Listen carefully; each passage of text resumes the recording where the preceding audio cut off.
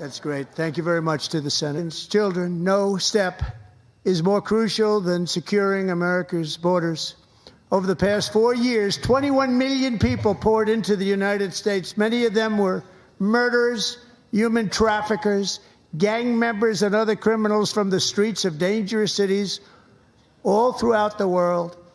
Because of Joe Biden's insane and very dangerous open border policies, they are now strongly embedded in our country, but we are getting them out and getting them out fast.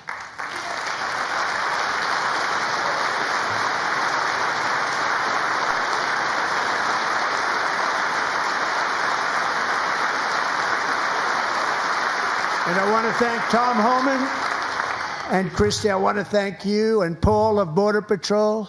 I want to thank you. What a job they've all done. Everybody, Border Patrol, ICE, law enforcement in general is incredible. We have to take care of our law enforcement. Have to.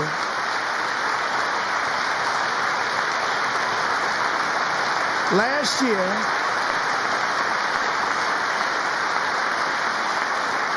a brilliant 22-year-old nursing student named Laken Riley, the best in her class, admired by everybody, went out for a jog on the campus of the University of Georgia. That morning, Laken was viciously attacked, assaulted, beaten, brutalized, and horrifically murdered.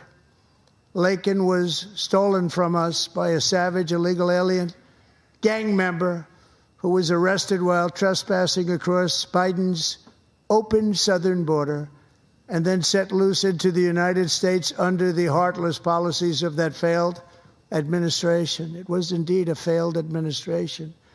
He had then been arrested and released in a Democrat-run sanctuary city, a disaster, before ending the life of this beautiful young angel. With us this evening are Laken's beloved mother, Allison, and her sister, Lauren.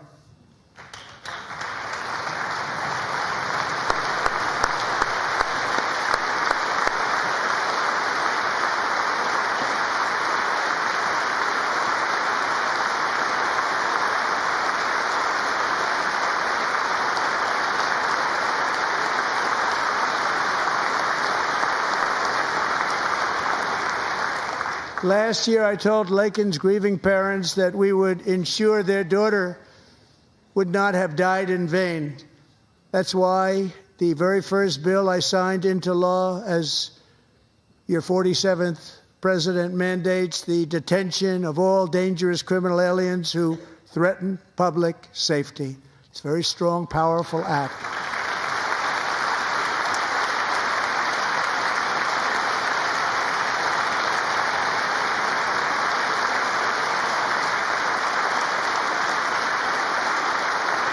It's called the Laken Riley Act. So Allison and Lauren, America will never, ever forget our beautiful Laken Hope Riley.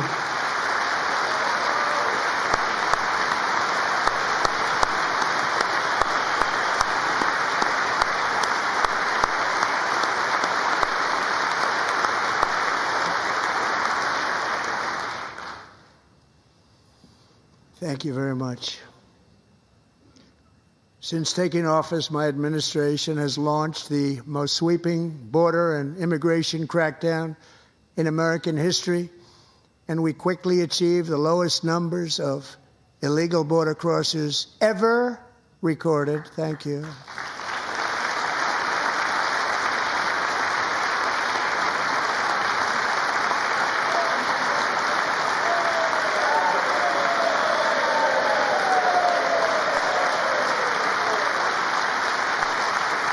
The media and our friends in the Democrat Party kept saying we needed new legislation. We must have legislation to secure the border. But it turned out that all we really needed was a new president.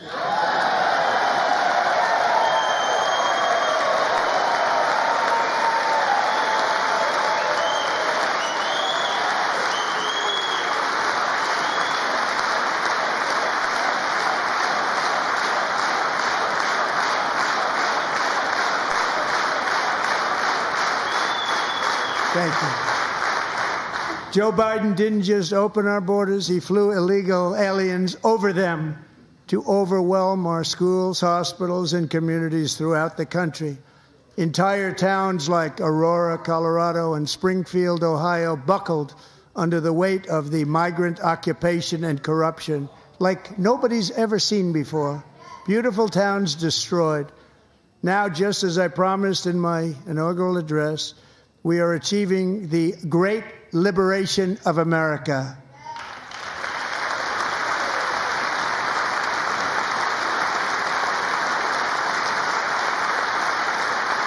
But there still is much work to be done. Here tonight is a woman I have gotten to know, Alexis Nungary from Houston. Wonderful woman. Last June, Alexis's 12-year-old daughter, her precious Jocelyn, walked to a nearby convenience store. She was kidnapped, tied up, assaulted for 2 hours under a bridge, and horrifically murdered. Arrested and charged with this heinous crime are 2 illegal alien monsters from Venezuela, released into America by the last administration through their ridiculous open border. The death of this beautiful 12-year-old girl and the agony of her mother and family touched our entire nation greatly. Alexis, I promised that we would always remember your daughter, your magnificent daughter, and earlier tonight, I signed an order keeping my word to you. One thing I have learned about Jocelyn is that she loved animals so much. She loved nature. Across Galveston Bay, from where Jocelyn lived in Houston, you will find a magnificent national wildlife refuge, a pristine, peaceful, 34,000-acre sanctuary for all of God's creatures on the edge of the Gulf of America. Alexis, moments ago, I formally renamed that refuge in loving memory of your beautiful daughter, Jocelyn. So, Mr. Vice President, if you would, may I have the order?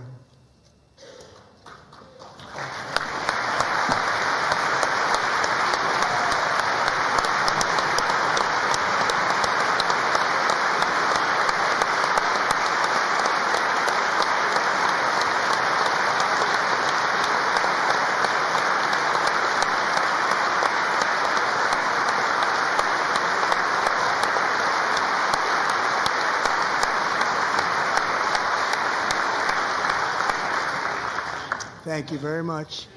All 3 savages charged with Jocelyn and Laken's murders were members of the Venezuelan prison gang, the toughest gang, they say, in the world, known as Tren de Aragua. 2 weeks ago, I officially designated this gang, along with MS-13 and the bloodthirsty Mexican drug cartels, as foreign terrorist organizations.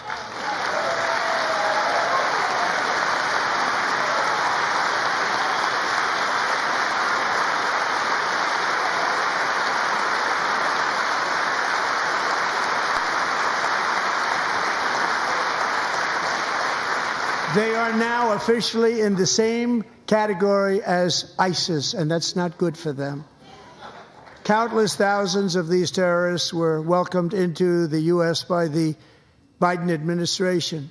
But now every last one will be rounded up and forcibly removed from our country, or, if they're too dangerous, put in jails, standing trial in this country, because we don't want them to come back ever. With us this evening is a warrior on the front lines of that battle, Border Patrol Agent Roberto Ortiz. Great guy.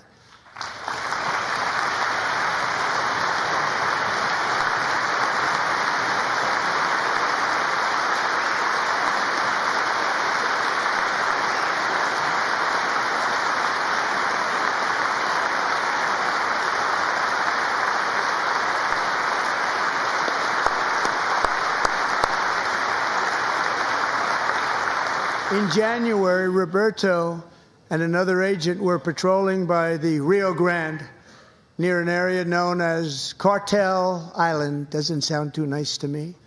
When heavily armed gunmen started shooting at them. Roberto saw that his partner was totally exposed, at great danger, and he leapt into action, returning fire and providing crucial seconds for his fellow agent to seek safety, just barely. I have some of the prints of that event, and it was not good. Agent Ortiz, we salute you for your great courage and for your line of fire that you took and for the bravery that you showed. We honor you, and we will always honor you. Thank you, Roberto, very much.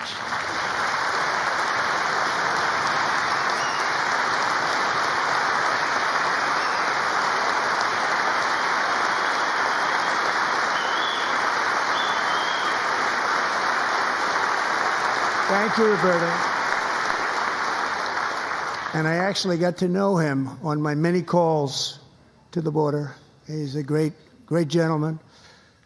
The territory to the immediate south of our border is now dominated entirely by criminal cartels that murder, rape, torture, and exercise total control. They have total control over a whole nation, posing a grave threat to our national security.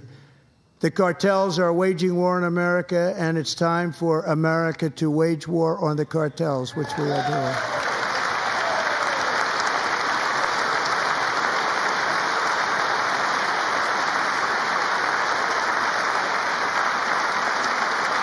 Five nights ago, Mexican authorities, because of our tariff policies being imposed on them, think of this, handed over to us 29 of the biggest cartel leaders in their country. That has never happened before. They want to make us happy. First time ever. But we need Mexico and Canada to do much more than they've done, and they have to stop the fentanyl and drugs pouring into the USA. They're going to stop it. I have sent Congress a detailed funding request laying out exactly how we will eliminate these threats to protect our homeland and complete the largest deportation operation in American history, larger even than current record holder, President Dwight D. Eisenhower, a moderate man, but someone who believed very strongly in borders. Americans expect Congress to send me this funding without delay so I can sign it into law. So, Mr. Speaker, John Thune, both of you, I hope you're going to be able to do that, Mr. Speaker. Thank you. Mr. Leader, thank you. Thank you very much. And let's get it to me. I'll sign it so fast, you won't even believe it.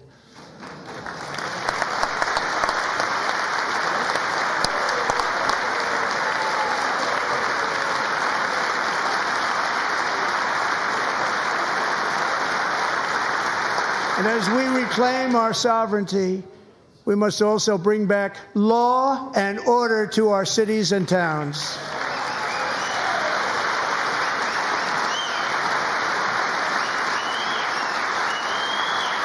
In recent years, our justice system has been turned upside down by radical left lunatics.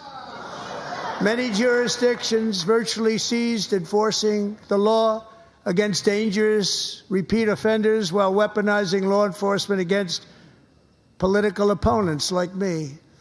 My administration has acted swiftly and decisively to restore fair, equal, and impartial justice under the constitutional rule of law, starting at the FBI and the DOJ. Pam, good luck.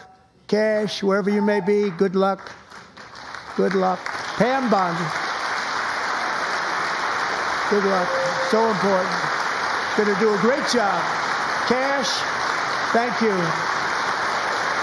Thank you, Cash.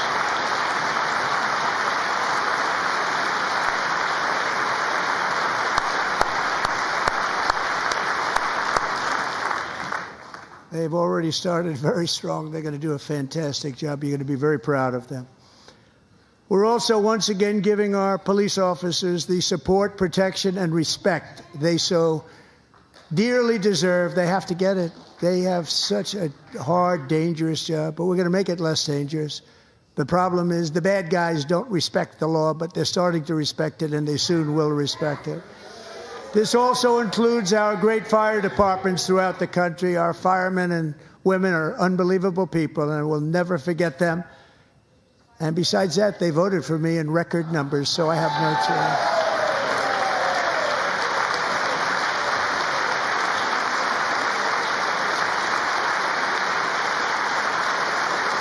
1 year ago this month, 31-year-old New York police officer Jonathan Diller, unbelievably wonderful person and a great officer, was gunned down at a traffic stop on Long Island. I went to his funeral.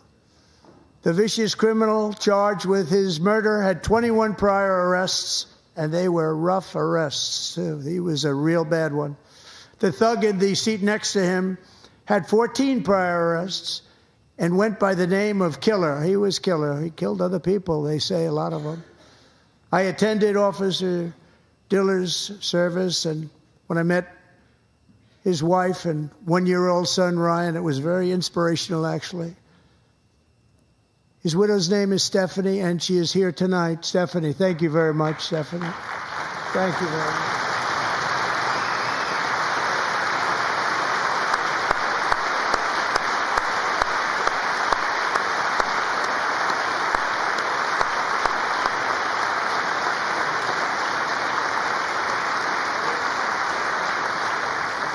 Stephanie, we're going to make sure that Ryan knows his dad was a true hero, New York's finest, and we're going to get these cold-blooded killers and repeat offenders off our streets, and we're going to do it fast. Got to stop it.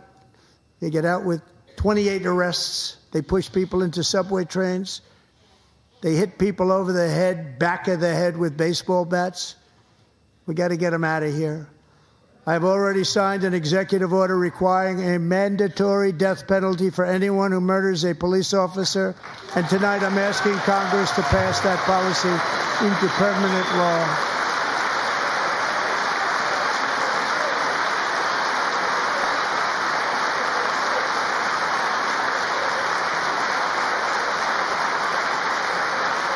I'm also asking for a new crime bill getting tough on repeat offenders while enhancing protections for America's police officers so they can do their jobs without fear of their lives being totally destroyed. They don't want to be killed.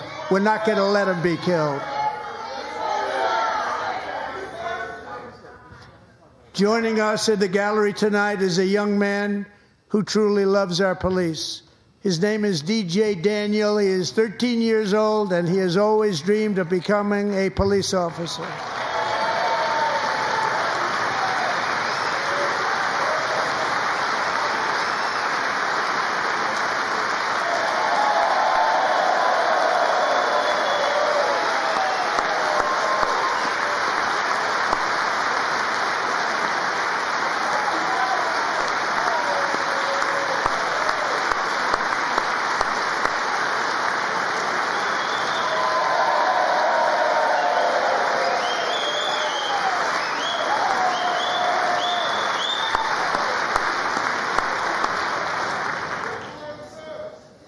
But in 2018, DJ was diagnosed with brain cancer.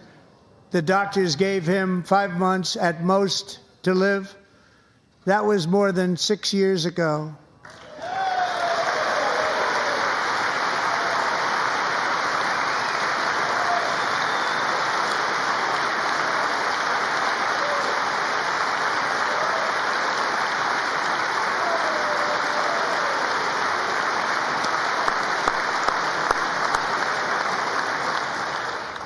Since that time, DJ and his dad have been on a quest to make his dream come true, and DJ has been sworn in as an honorary law enforcement officer, actually a number of times. The police love him, the police departments love him. And tonight, DJ, we're going to do you the biggest honor of them all. I am asking our new Secret Service Director, Sean Curran, to officially make you an agent of the United States Secret Service.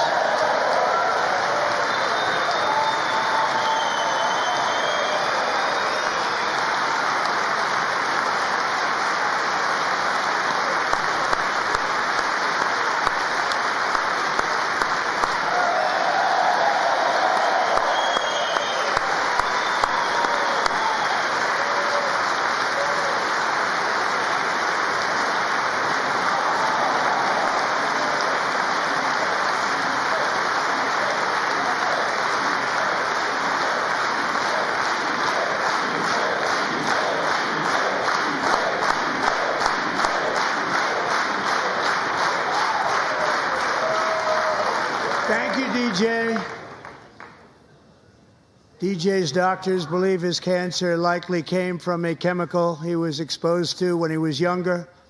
Since 1975, rates of child cancer have increased by more than 40%. Reversing this trend is one of the top priorities for our new presidential commission to make America healthy again, chaired by our new Secretary of Health and Human Services, Robert F. Kennedy, Jr.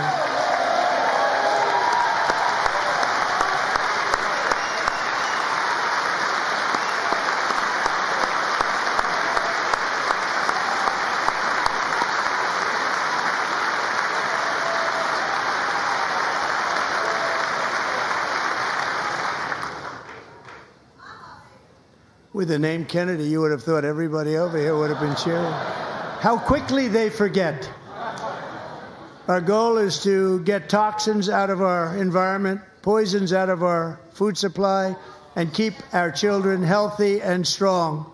As an example, not long ago, and you can't even believe these numbers, 1 in 10,000 children had autism, 1 in 10,000. And now it's 1 in 36. There's something wrong. 1 in 36. Think of that. So we're going to find out what it is, and there's nobody better than Bobby and all of the people that are working with you. You have the best to figure out what is going on. Okay, Bobby? Good luck. It's a very important job. Thank you.